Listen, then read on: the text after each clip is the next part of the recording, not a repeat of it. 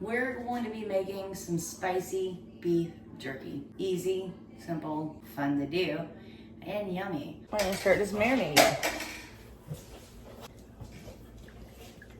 This is an 18-ounce bottle of Stubbs Spicy Barbecue. I'm gonna put the lid on it, turn it upside down because I want all of that. And yes, we're doing 2 batches. Dale seasoning, I like to use about half as much. Half as much. Yeah, about So Terry measurement. that much Louisiana hot sauce. And again, garlic powder.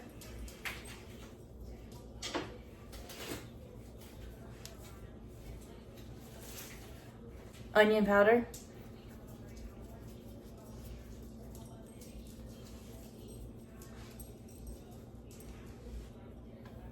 And black pepper.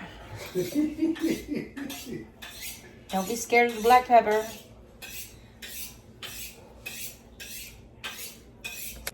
Cayenne, ground cayenne pepper. If you're making spicy, go for it. This is crushed red pepper that I actually crushed myself. I will post a link to how I do that, or how I did it. I think the only thing I'm missing is some XXX spicy habanero sauce. And, you know, hey, 1, 2, 3, 4, 5, 6, 7, 8. I'll go with 10. Well, that's all I have. I eat for each one. I'm out. Turn it upside down and see if I can get any more out of it for that batch over here. I'm just saying. Let's put the rest of this barbecue sauce that was coming to the bottom of the jar in there.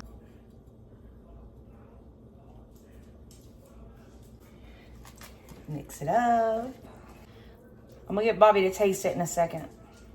That It's good. I'm done with this part. This part was easy. Did you go thinner than 5? No, I kept it on 5.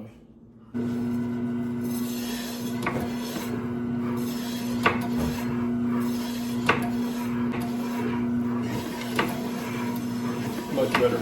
Lesson learned. Keep your meat cold. All right, let me show you everything we've got going on here. There's my dehydrator. I've got gloves. I've got a towel. I prefer a white towel so that I can bleach it. You're gonna want a basting brush because we're gonna be basting. There's some more cayenne pepper, more black pepper, more crushed red pepper. And this is one of the batches of the meat that Bobby sliced. It's beef 5 round.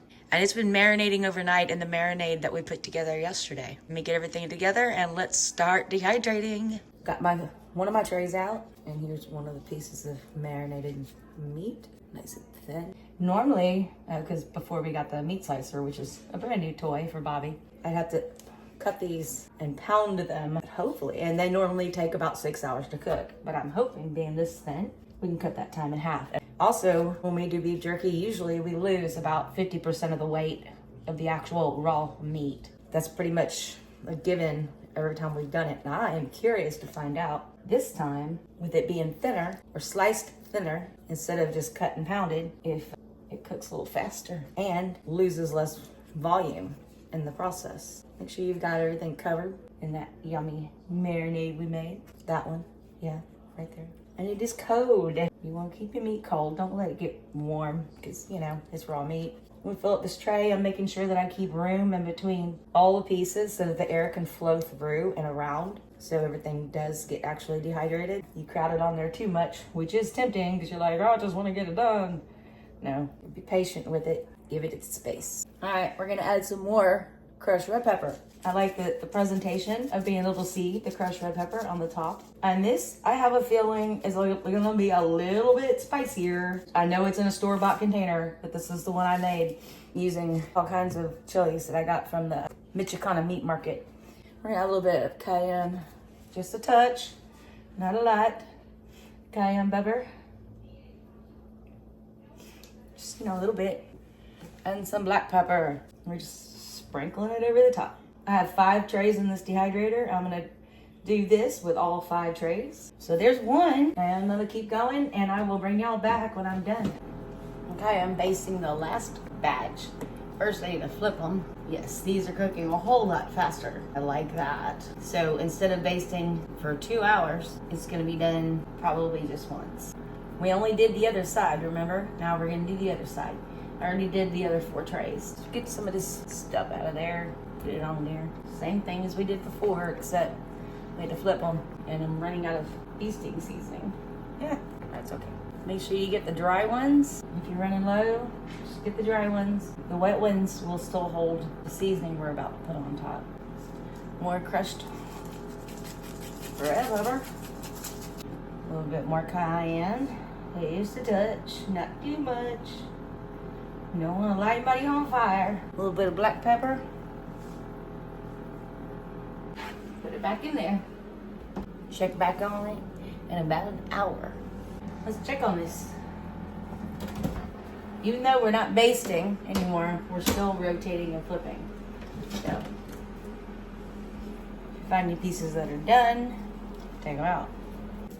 Let's taste.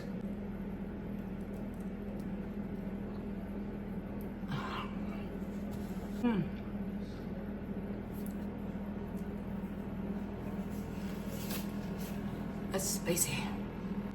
It's good. Really good. Spicy. Yeah. Hey. Cooking McGee style, right? Hey.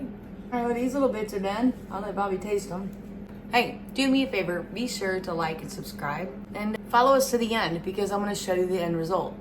I want to find out how much beef jerky we actually yield other than the piece I just ate, doing it this way versus the way we used to. Yeah, if you like to make beef jerky and you're losing 50% of your meat or your weight, hopefully this way works. We're gonna find out. Okay, beef jerky's done. Enjoy.